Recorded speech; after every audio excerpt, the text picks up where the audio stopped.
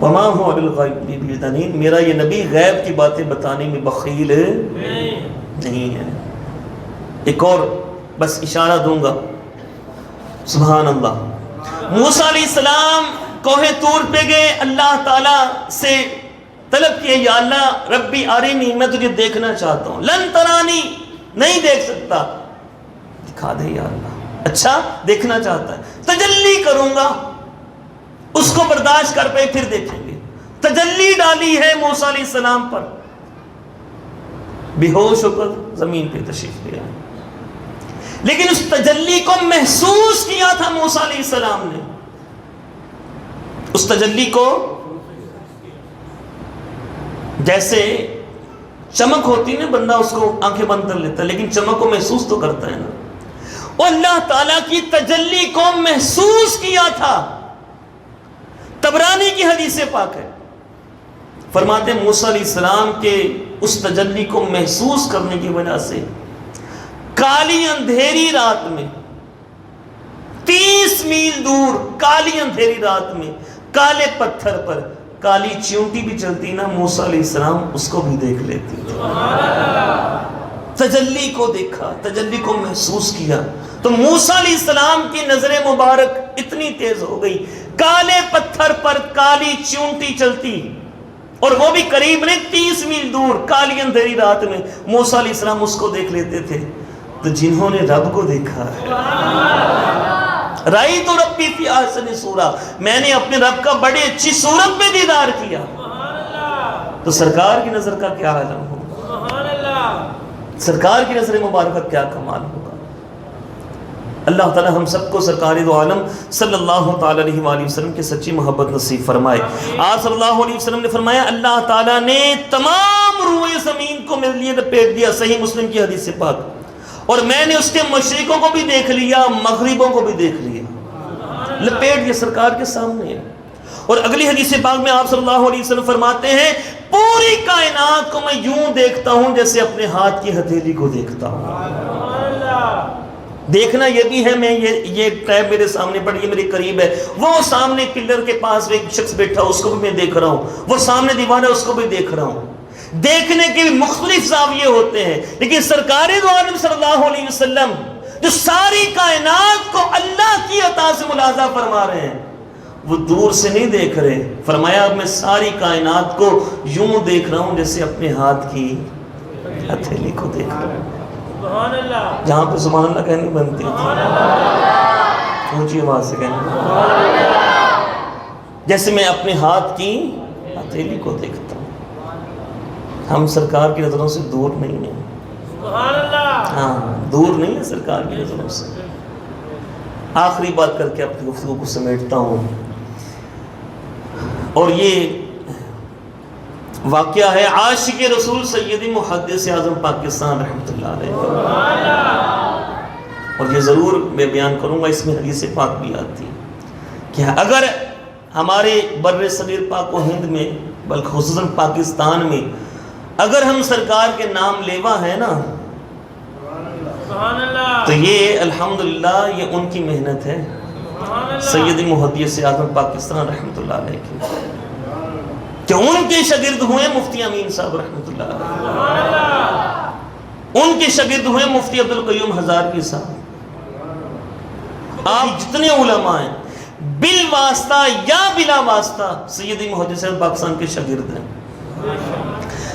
لمبی بات ہو جائے گی. یہ پڑھنے گئے بریلی شریف، سبحان اللہ سبحان اللہ. بریلی شریف پڑھنے گیا تو وہاں پر پھر میں کتابیں لینے کے لیے گیا دلی میں.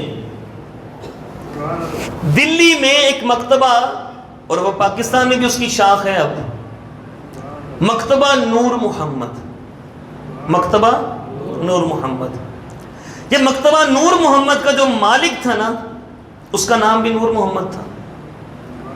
تو کہتے میں اس کے پاس کتابیں لینے گیا، اور وہ تھا دوسرے مسلک کا، دیوبند سے، وہ دوسرے مسلک کا تھا. تو اس نے مجھے پہچان لیا کہ یہ بریلی سے آئے. پتہ پوچھا ہوگا کہاں سے آئے، کہاں بریلی سے آیا ہوں. پڑھتے ہاں پڑھتے ہیں.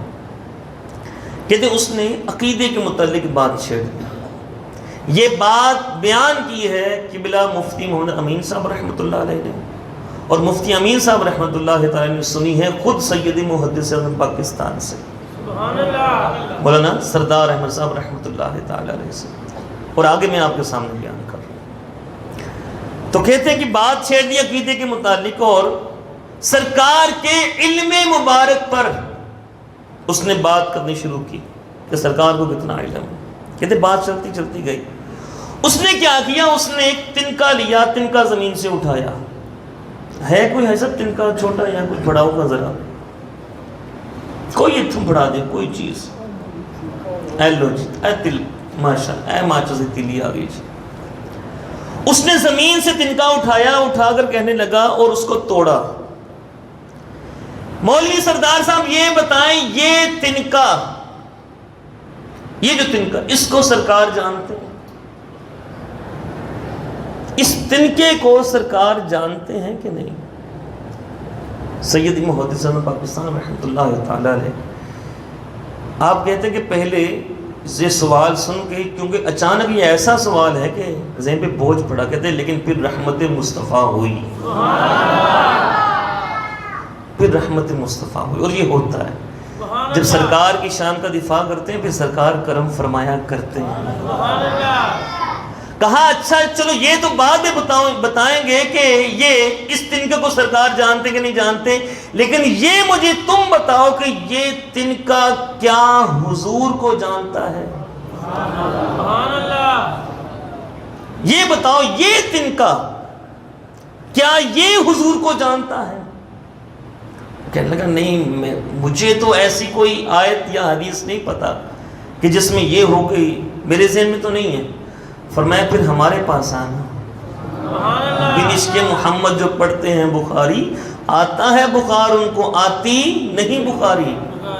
ارے حدیث بھی پڑھنی ہو، قرآن بھی سیکھنا ہو، کسی عاشق رسول سے سیکھ۔ کہا تم نے نہیں پڑھا نا، آ میں تجھے بتاؤں۔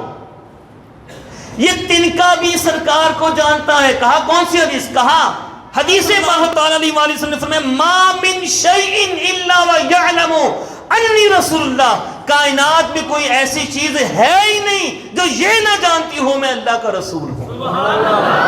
کہا کائنات کی ہر چیز یہ جانتی ہے میں اللہ کا رسول ہوں، بتا یہ تنکا بھی چیز ہے کہ نہیں ہے؟ اس نے کہا یہ تنکا چیز ہے۔ فرمایا یہ بھی پھر سرکار کو جانتے کہ نہیں جانتی حدیث کے تحت؟ اس نے کہا ہاں حدیث میں تو ثابت ہو گیا۔ کہا اب پھر اپنے دل پہ ہاتھ رکھ، اور بابا جی کہتے تھے دل تے ہاتھ رکھ تے سچ سچ دس کہ یہ تنکا یہ تو حضور کو جانے، یہ تنکا بے جان چیز یہ تو حضور کو جانے، تو سرکار نہیں اس تنکا کو جان سکتے؟ جب سرکار کو یہ تنکا جان سکتا ہے تو سرکار نہیں تنکا کو جان سکتے؟ عرش پر ہے تیری گزر، دل فرش پر ہے تیری نظر، ملکوت و ملک میں کوئی شے نہیں وہ جو تجھ پہ عیا نہیں۔ اللہ تعالی ہم سب کی حاضری کو قبول و منظور فرمائے۔ وآخر دعوانا ان الحمدللہ رب العالمین۔